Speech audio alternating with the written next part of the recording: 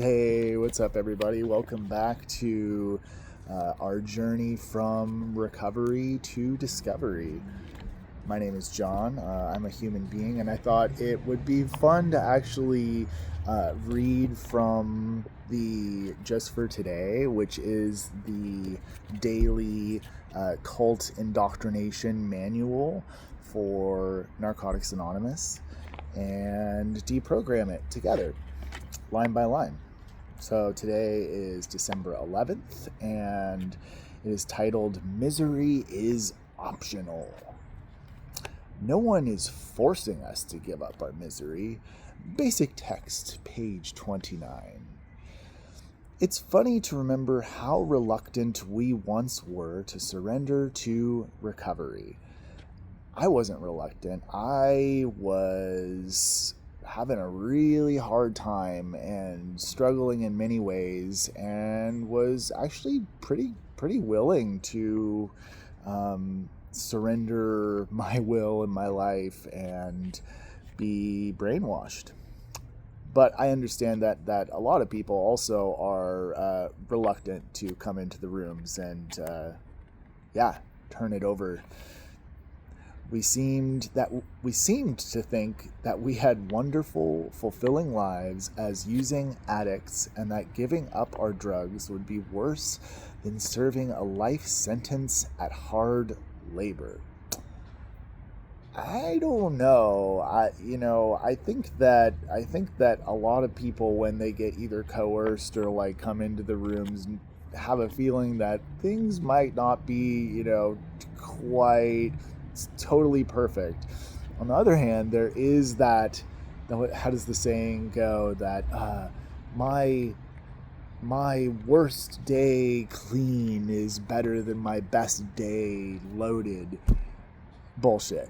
I call bullshit. Okay, I think we could all admit that there were days when we were high that were a lot of fun, okay? But this is what cults and high control groups do, is that they demonize the life before coming into the organization. So it would make sense that they said something like that.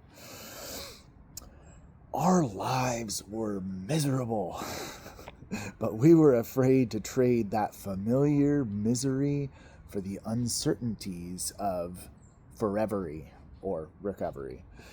Forevery, because you can never actually fully recover. You're always going to be getting a daily reprieve, one day at a time, forever.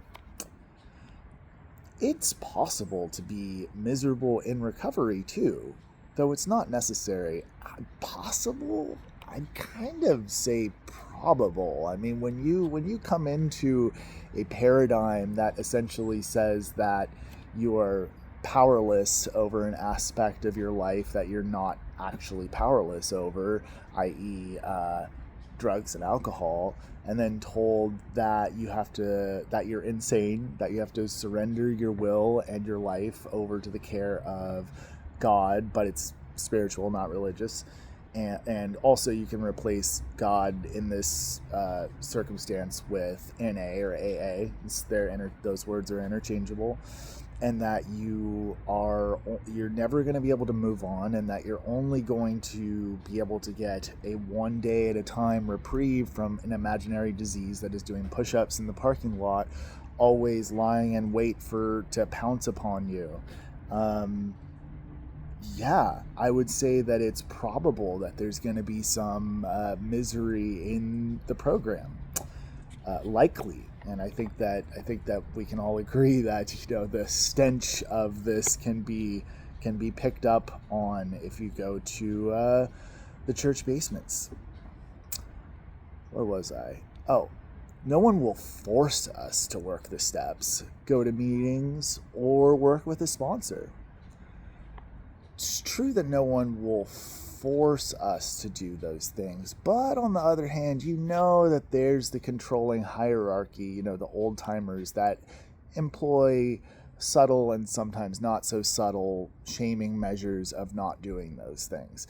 And I know that for me personally, the more that I did those things, the more mental health issues I actually got, because the steps are posed as sort of like clearing away your engrams in Scientology, right? Like looking at all of the aspects of our being that are defects, which there's no defects. There's just humans being humans, and then. So you think that I thought that I was clearing away these things, but it was actually a circular process where I was just focusing on them more and more. So of course it destroyed my mental health. Let's see.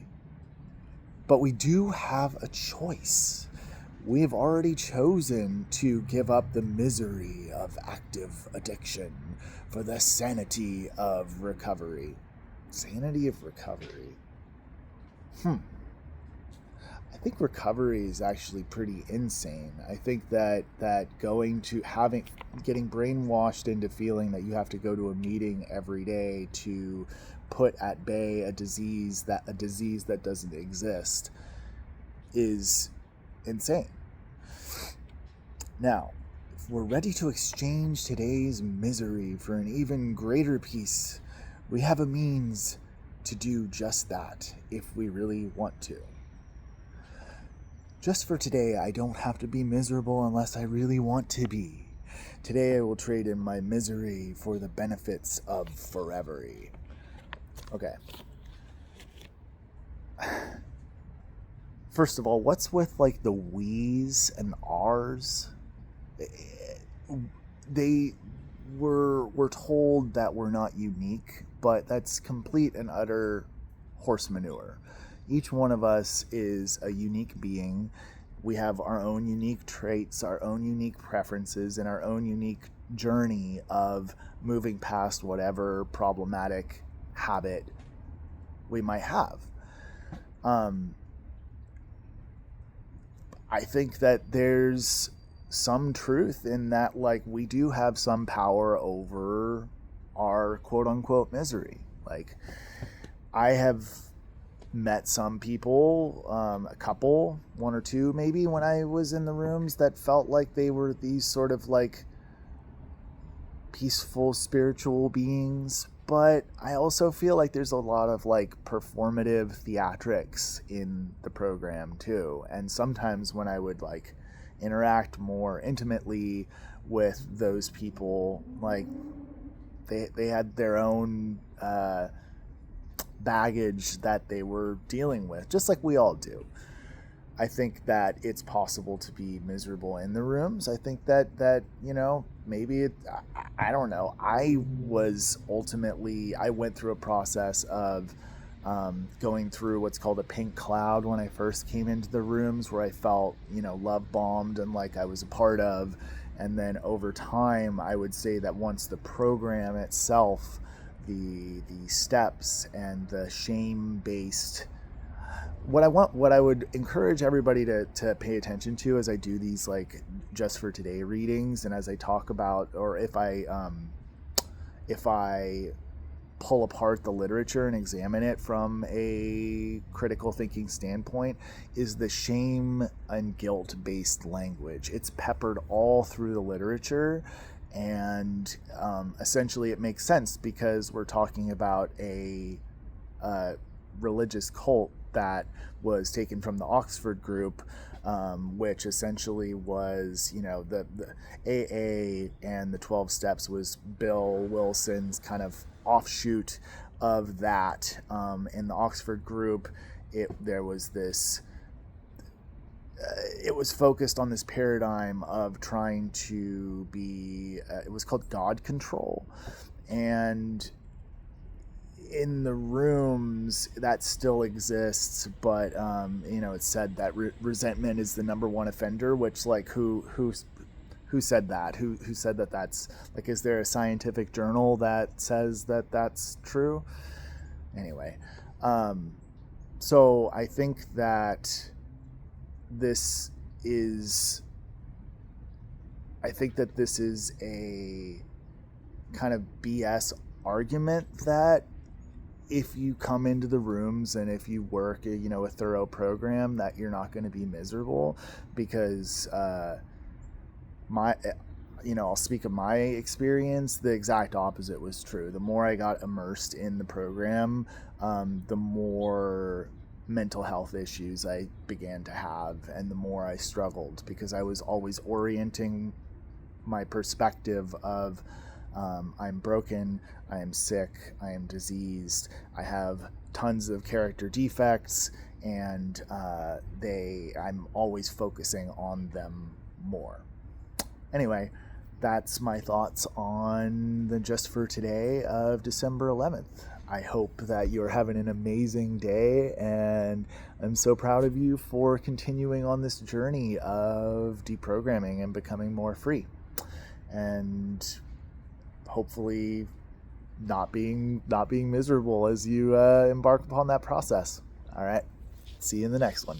Bye.